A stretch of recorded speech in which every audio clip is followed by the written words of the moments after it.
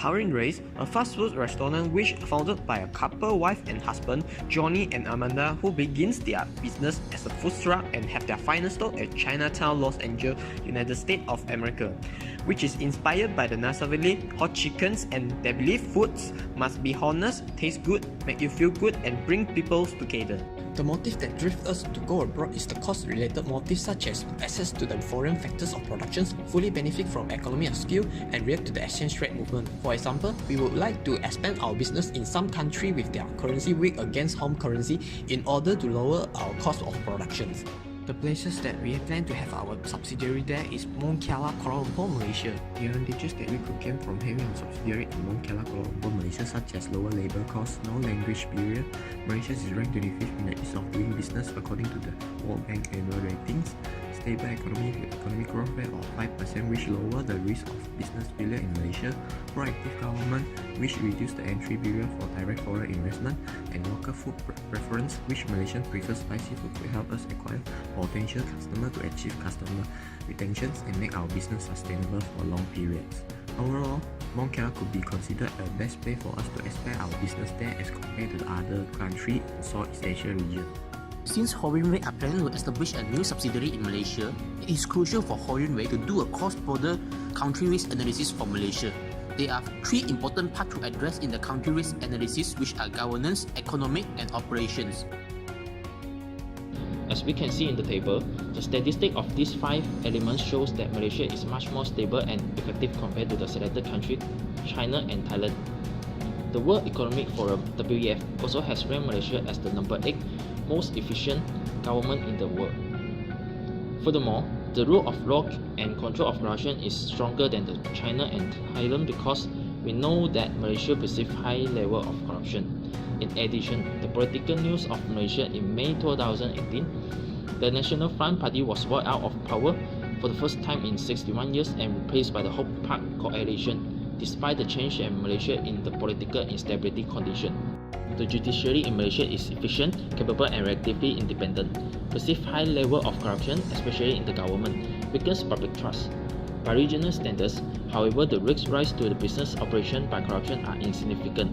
In addition, the corruption ranking of Malaysia is ranked 61 out of 180 countries by the Transparency International in 2018. And the corruption index of Malaysia in 2018 is 47 out of 100, means that nearly middle rate of corruption. The level of economic risks in Malaysia can be determined by 3 important elements, which are using economic indicators, market access methods, and currency valuation.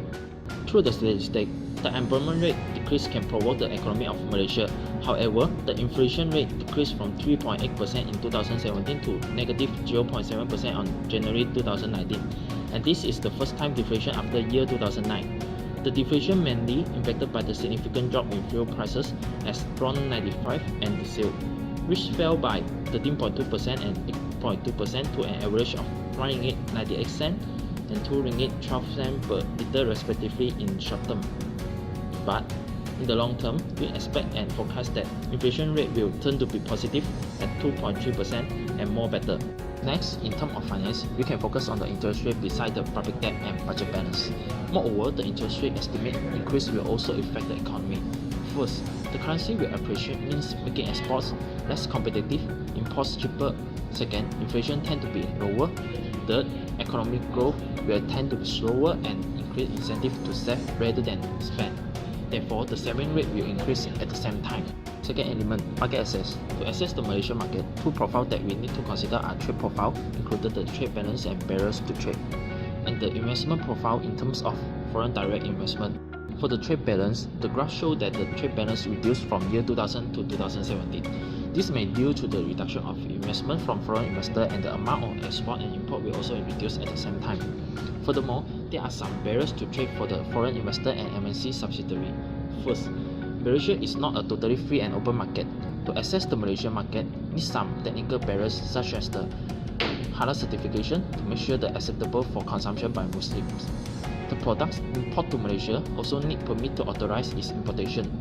Next, the voluntary certification system makes it possible to give an independent assessment of the quality of service In other words, expert judgment is becoming an effective tool to get a competitive edge. Last is the currency valuation. The Malaysian ringgit appreciated approximately 13.5% against the US dollar during year 2017 to year 2018. After March of 2018, the exchange rate of Malaysian ringgit started to depreciate against the US dollar from 3 ringgit 86 cents per USD to 4 ringgit 13 cents per USD. Therefore, the estimated revenue earned by Howlin race in terms of US dollar will decrease. Across the value chain, various internal and external pressure will continue challenging Howlin Way to increase operational efficiency, performance, and resilience. Beyond the near-term gain in profit, that go beyond the competition can position themselves for long-term success, sustainability, and industry recognition. Firstly, is food safety. Food safety assurance is critical to maintaining a safety and healthy food supply. Food safety assurance is a complex series of activities that require significant upfront planning, identification of hazard, critical control points, and an action plan to deal with deviation in the food manufacturing. When food safety goes awry, food and beverage companies scramble to prevent food contamination as well as the public firestorm that frequently play out in the media. Even a single area of weakness can compromise food safety and result in significant brand and reputational damage. Due to the dangers to both the public and the company's reputation, food safety will continue to be priority number one for Howlin Way. Secondly, is the supply chain and food packaging.